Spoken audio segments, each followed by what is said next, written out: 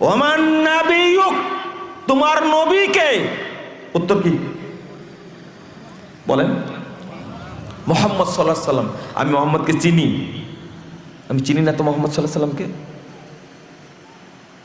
আমার বড় নেতা, কেউ বলে আমার বড় নেতা শেখ মুজিব, আর কেউ বলে আমার বড় নেতা জিয়াউর রহমান, তাই না? কত সুন্দর কথা।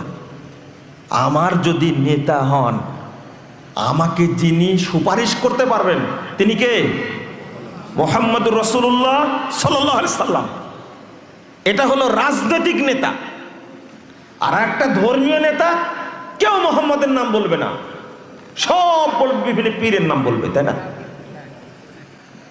লা হাওলা ওয়ালা কুওয়াতা ইল্লা বিল্লাহ। না, আপনার আমার মুক্তির যিনি মানদণ্ড, তিনি হবেন আমার নেতা মুহাম্মদুর রাসূলুল্লাহ সাল্লাল্লাহু